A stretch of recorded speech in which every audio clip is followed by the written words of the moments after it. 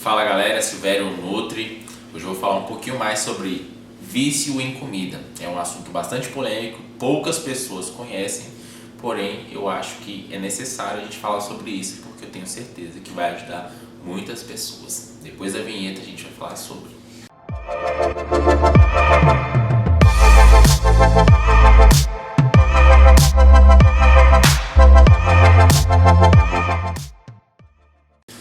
Galera, é o seguinte, resolvi fazer esse vídeo porque 80% das pessoas, pelo menos, que me procuram por conta de emagrecimento principalmente, elas chegam falando que tem compulsão alimentar ou que são viciadas em um alimento específico. Já chegam falando, Silvério, eu tenho compulsão alimentar. E a minha pergunta é, quem foi que te diagnosticou com isso? Qual foi o médico, psiquiatra que te deu esse diagnóstico? Sabe por que eu pergunto isso? Porque simplesmente isso é muito mais complexo do que as pessoas imaginam. Compulsão alimentar, ela é de fato uma doença. É muito diferente, por exemplo, do que seu desejo por um alimento específico, como por exemplo hambúrguer. Por que eu estou falando isso? Compulsão alimentar, todas as pessoas que têm, elas relatam ser apenas espectadoras do seu próprio ato.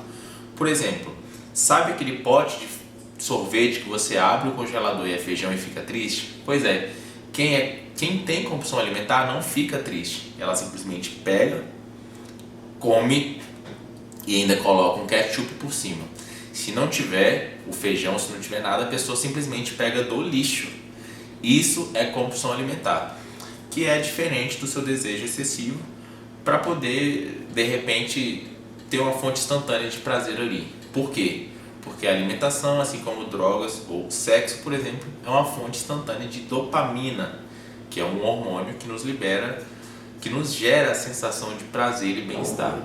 E isso, na verdade, não é uma notícia ruim, é uma notícia boa. Você provavelmente não tem uma doença, você simplesmente tem outra coisa. Aí você me pergunta, Silvério, se isso não é compulsão alimentar, isso deve ser vício em comida, correto?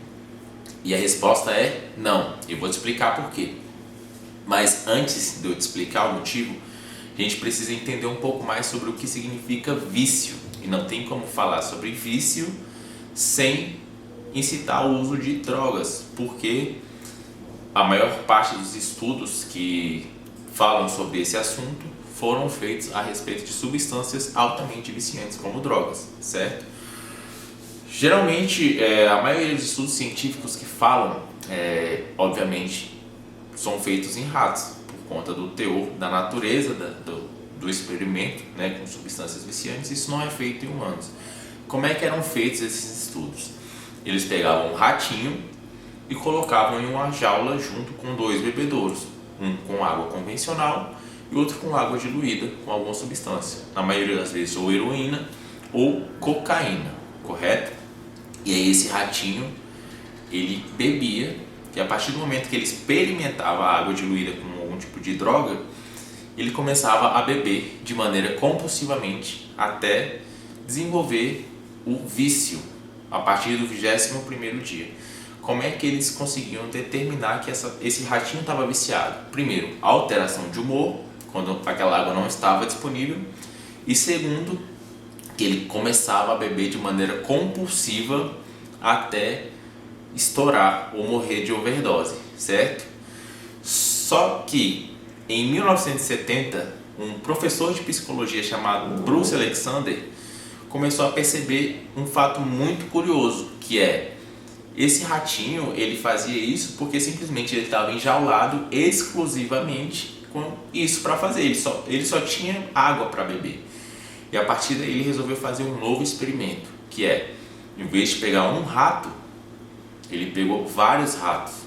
E aí colocou várias brincadeiras que os ratos gostam de fazer, rodas, enfim. Colocou num ambiente muito mais amplo e colocou a água normal e a água diluída com droga. E olha só que fato curioso que aconteceu. Os ratinhos raramente bebiam água diluída com heroína. Engraçado, né? Mas isso acontecia por quê? Simplesmente porque agora os ratinhos tinham outras distrações, outros entretenimentos. Ou seja, agora o ratinho podia fazer sexo, agora o ratinho podia rodar na rodinha, enfim. não era mais um ambiente tão estressante, certo? Aí você deve estar pensando, mas isso foi feito em ratos, como é que a gente consegue interpretar isso para humanos? Outro fato curioso, quando a gente sofre um acidente, né, pacientes mais delicados, hospitalizados, geralmente quando precisam fazer uma cirurgia, eles recebem um tipo de medicamento chamado diacetilmorfina. Já ouviu falar? Pois é, ele não é nada mais nada menos que heroína, e ainda na sua maneira mais pura. E pacientes mais delicados, como por exemplo idosos, recebem diacetilmorfina de maneira diária. E você tem que se perguntar por que esse pessoal não vicia, certo? E aí eu trago um outro fato que antigamente na guerra do Vietnã, tinha 20% de soldados que relataram em um estudo científico que usaram a heroína, certo?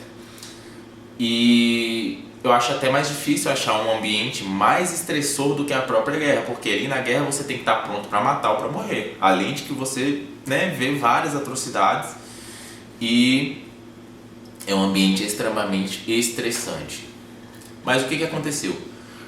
Durante o final desse relato, 90% dos 20% que usaram a droga relataram ter parado de usar a heroína depois que foram para suas famílias, ou seja, depois que o ambiente foi trocado. Por que eu estou contando tudo isso? É simplesmente porque, partindo do pressuposto da questão dos ratinhos, da proposta do Bruce Alexander, da proposta dos humanos e da questão da guerra, a gente pode pelo menos começar a pensar que o maior potencial viciante, o pico viciante das substâncias, acontece a partir de ambientes, principalmente ambientes estressores, ambientes que liberam um hormônio chamado cortisol, que é o hormônio do estresse. Isso obviamente são situações extremas, como por exemplo a de guerra, mas isso também acontece, por exemplo, como o abandono familiar, um término de relacionamento, enfim, situações de menor estresse.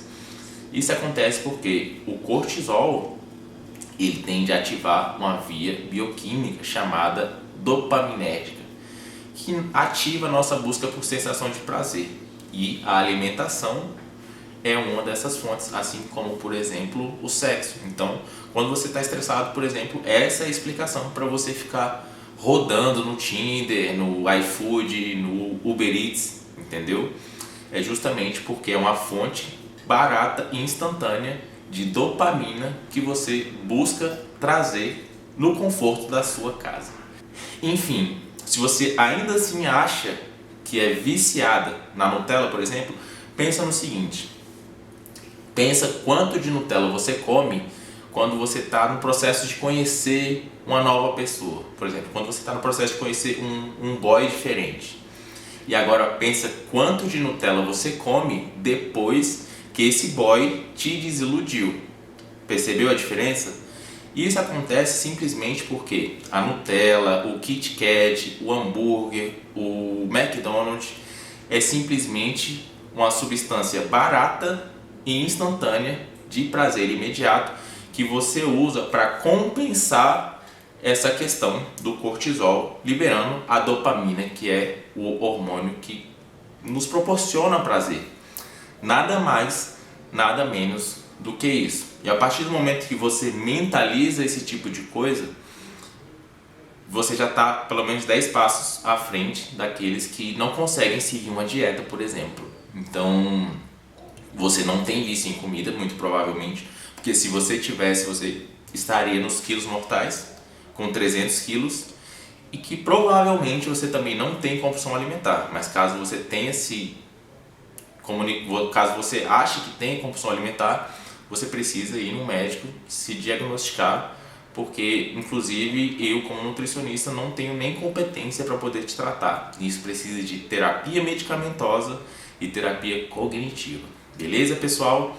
Era isso que eu tinha para trazer para vocês. Eu queria desmistificar esse tipo de coisa, porque eu acho que muitas pessoas têm ideias equivocadas sobre isso e que talvez o seu problema seja mais fácil de resolver do que você imagina. Se você gostou desse tipo de conteúdo, eu sugiro que você me siga também no meu Instagram e que se você tiver qualquer tipo de dúvida, eu peço que você comente aqui embaixo, porque eu vou estar respondendo, obviamente, e eu espero sanar qualquer tipo de dúvida que você tenha, tá? Então é isso, pessoal. Até a próxima.